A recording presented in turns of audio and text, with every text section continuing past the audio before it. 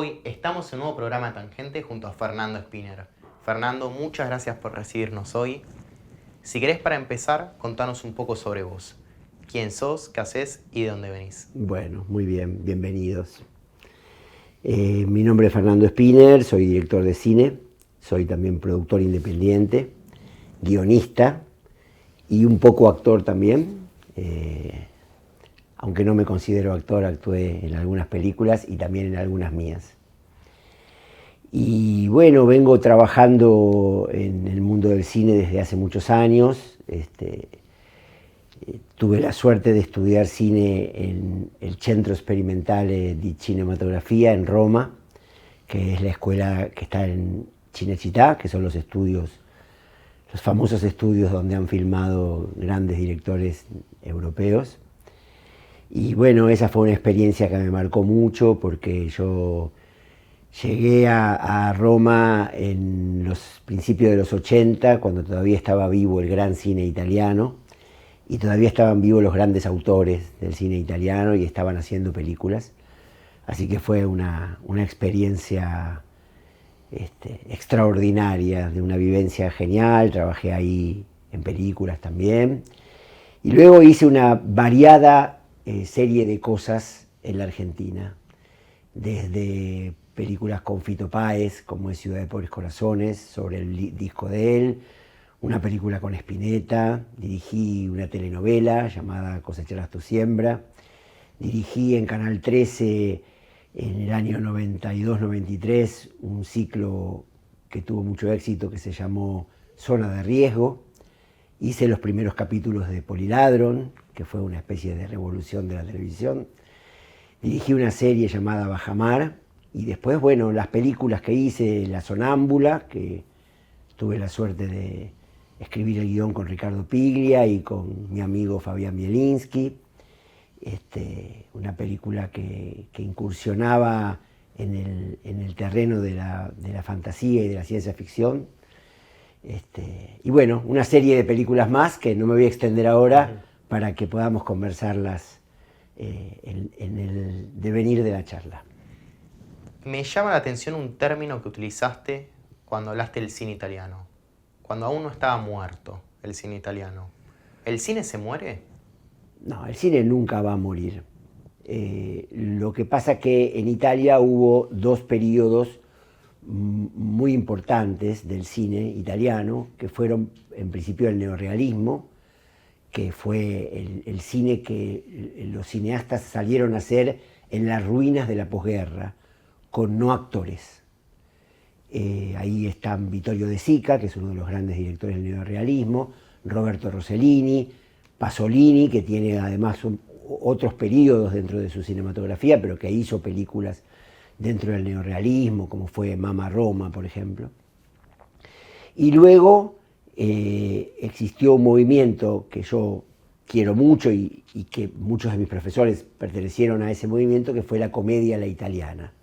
Grandes directores como Ettore Scola, Monicelli, guionistas como Scarpelli, Age, y entonces, bueno, grandes películas que llegaban acá, se estrenaban en la calle Corrientes y que se estrenaban en todo el mundo.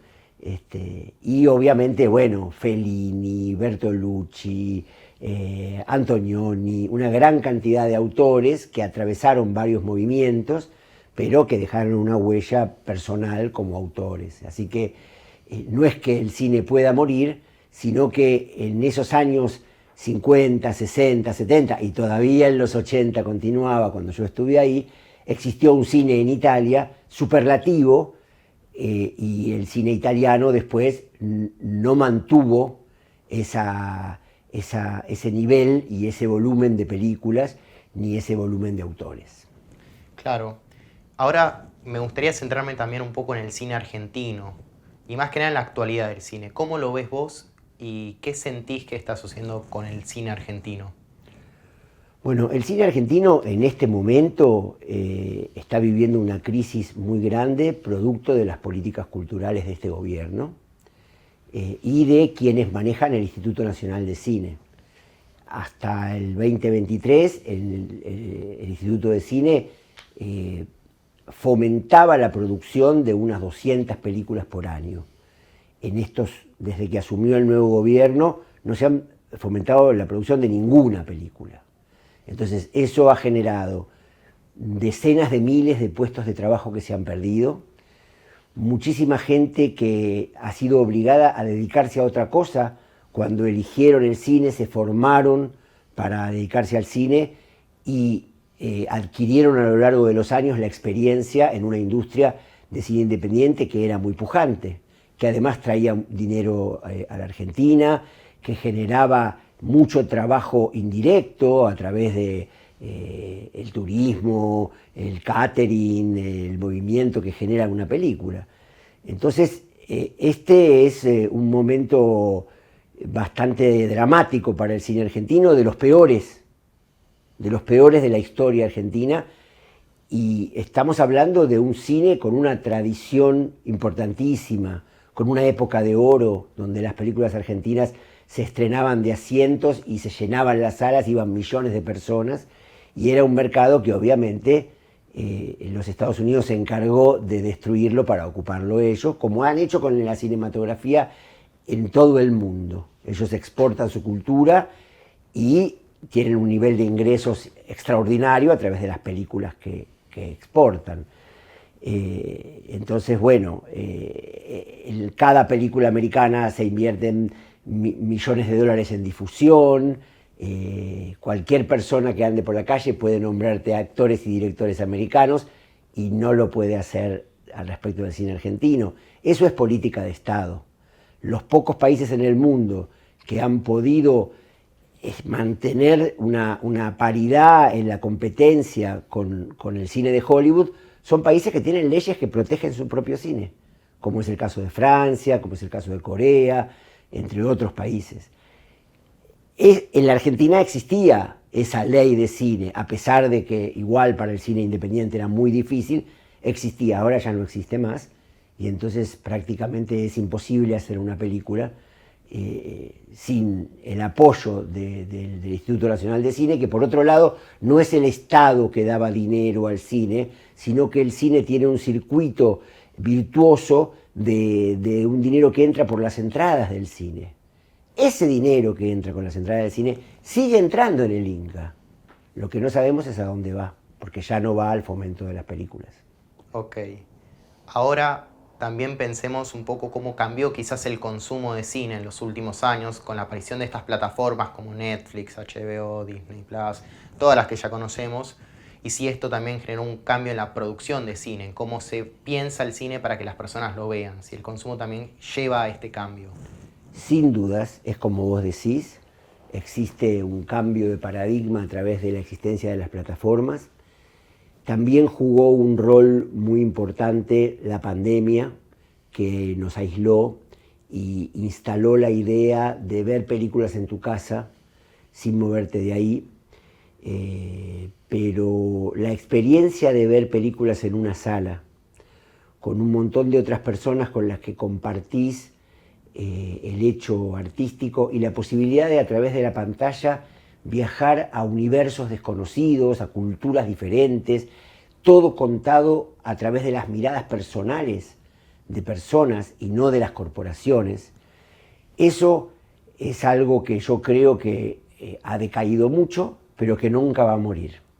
La experiencia de salir de ver una película y cotejar nuestras subjetividades, la película que cada uno vio, la opinión que cada uno construye de la experiencia vivencial que tuvo, además de ver una película en una sala oscura, sin interrumpirte por el celular, sin que nada te interrumpa, verla toda entera, directa, y viajar a otro mundo, que eso es una experiencia que no sucede tanto cuando uno ve una película en la plataforma. Sin duda, como vos bien decís, ha cambiado la forma en la que se piensa la producción y en algún sentido ha cambiado de manera un poco dramática, porque siendo solo esas plataformas las que pueden producir películas para el gran público, la cinematografía argentina ha empezado a ser la cinematografía que los ejecutivos de las plataformas desean que se haga, o consideran que los algoritmos les dicen que son las que la gente quiere ver. Con lo cual se pierde un componente cultural y único de una cultura, la de cualquier país, que tiene historias propias para contar, que tiene conceptos propios para producir, que tiene sus propios guionistas, sus técnicos, sus directores y sus actores para contar historias propias. Y bueno, eso es como si yo me fuera a decirle a la gente de Filipinas qué películas hay que producir y cómo producirlas y con quiénes.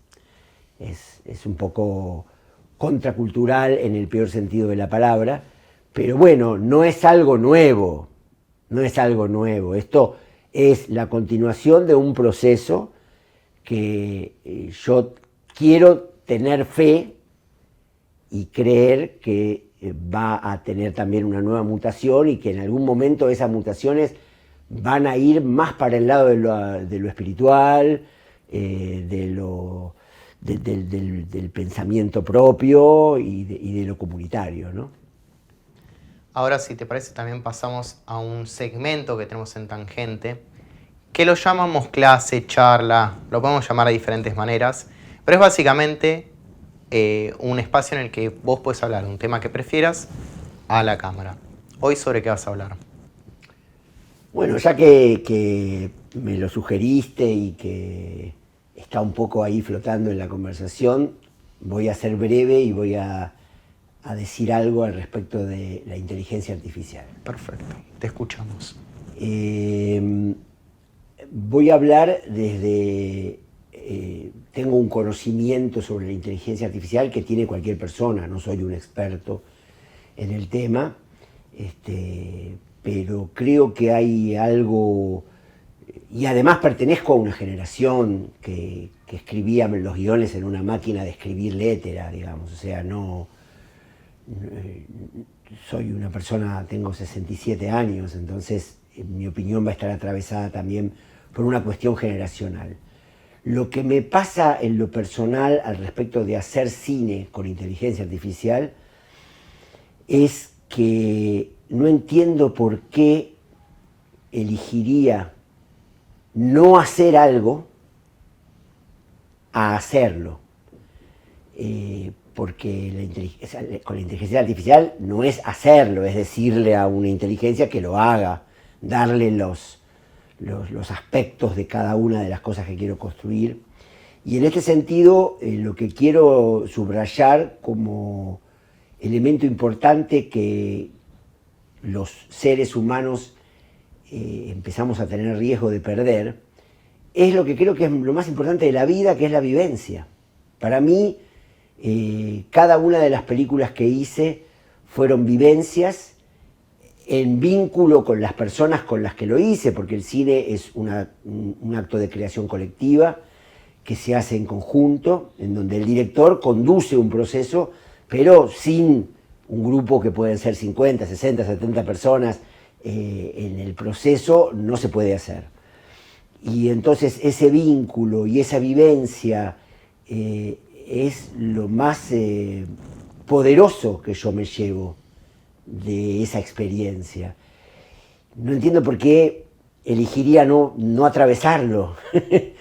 Y por otro lado, creo que esa vivencia y esa espiritualidad y esa mística que se vive en el proceso de la realización de una obra artística impregna la obra artística, y eso es lo que se transmite a los espectadores. Por lo tanto, valoro la inteligencia artificial como una herramienta más, pero no en el momento que viene a ocupar el lugar principal y que nos corre a nosotros del evento vivencial de llevar a cabo las cosas, ¿no?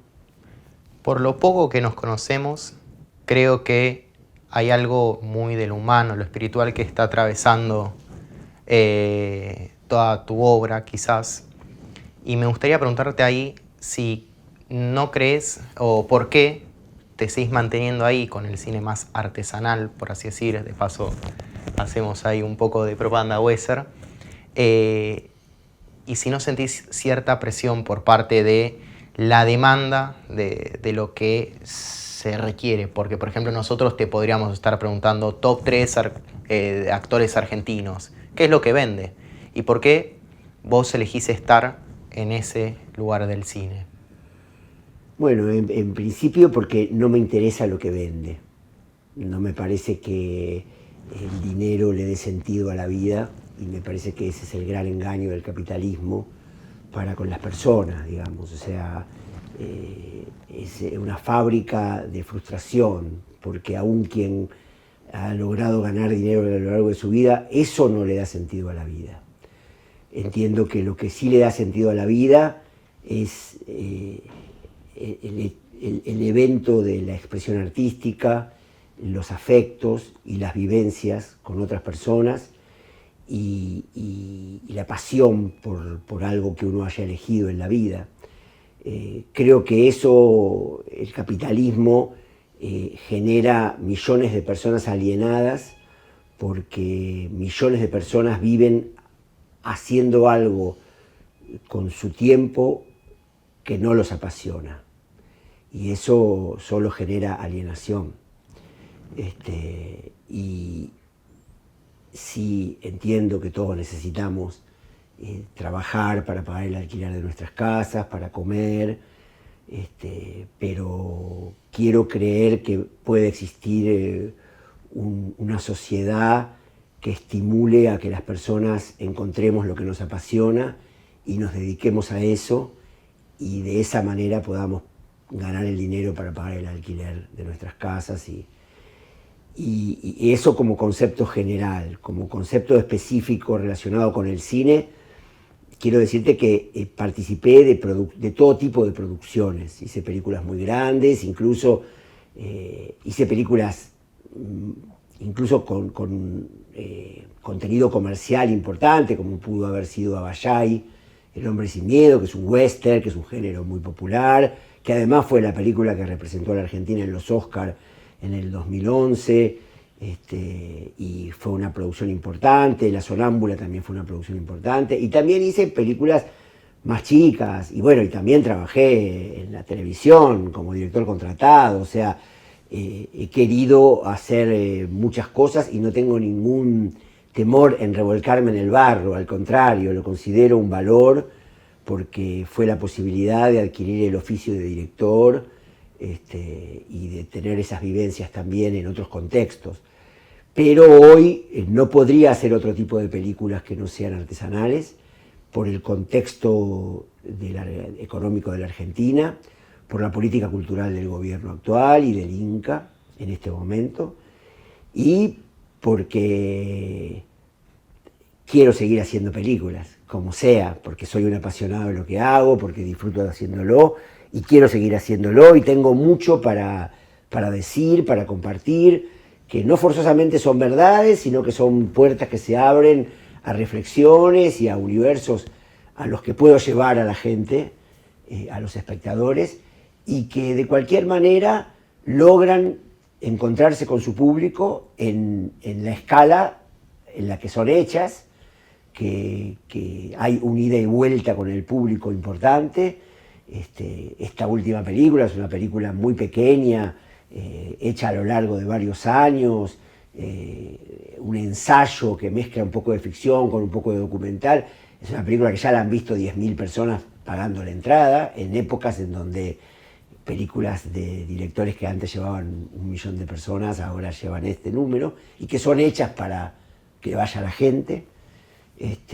Digamos, no es que no me interese el gran público, me interesa como a cualquiera que hace cosas, pero para mí el éxito no es que mucha gente vaya a ver una película, sino hacer una película. Bien. Ahora ya casi para ir cerrando la entrevista, me gustaría entrar en un tema que es lo que refleja el cine de la sociedad.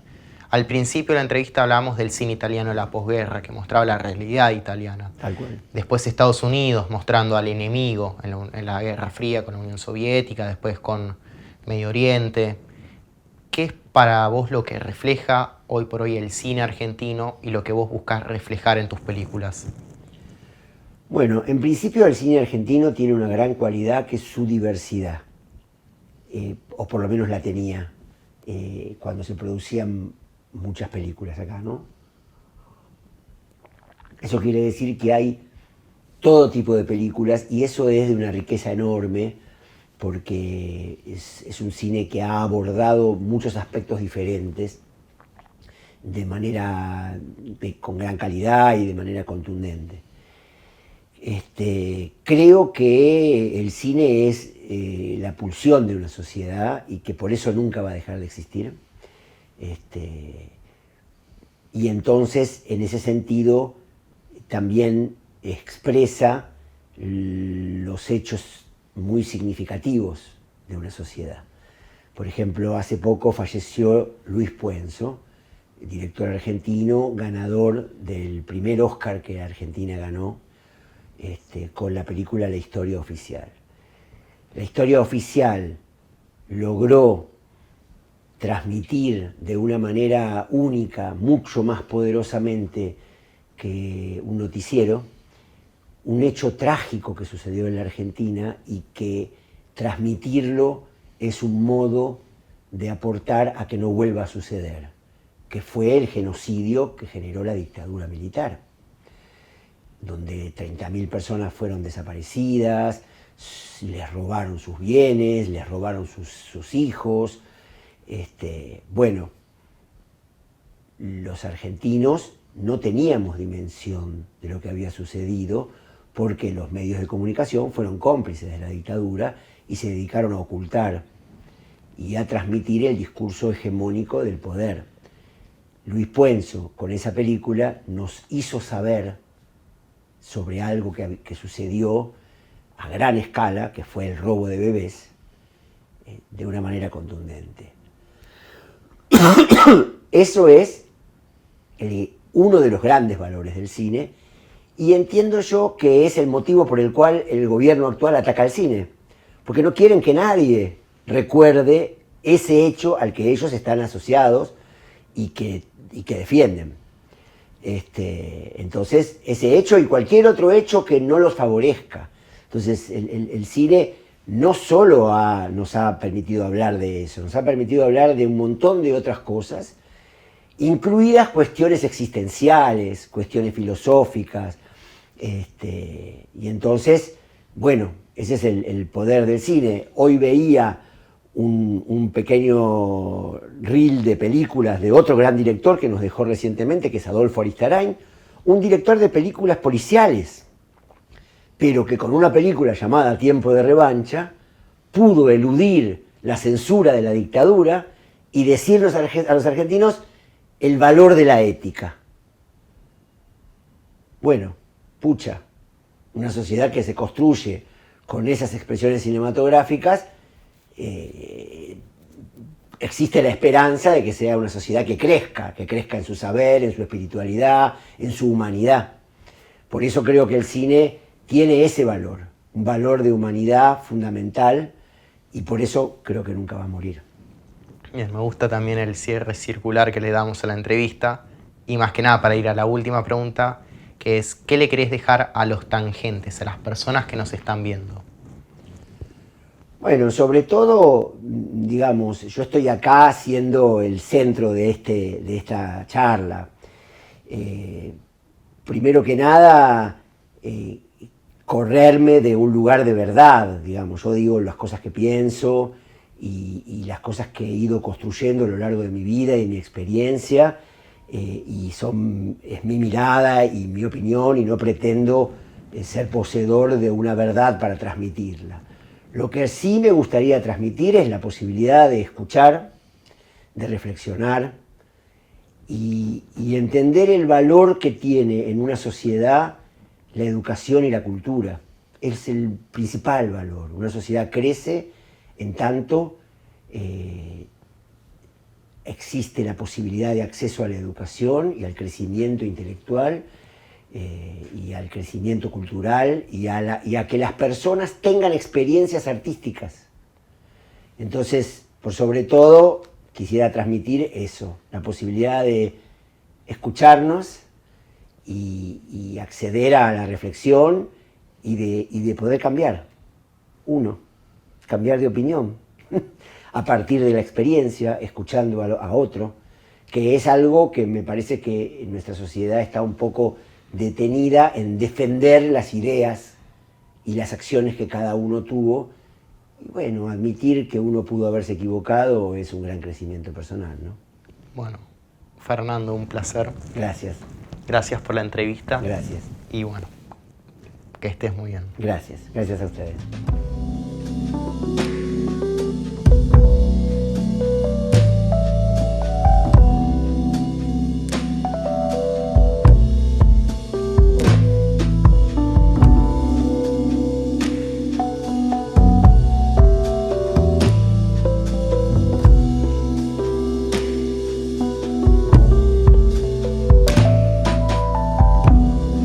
Y si no queda más que el amor en este largo camino.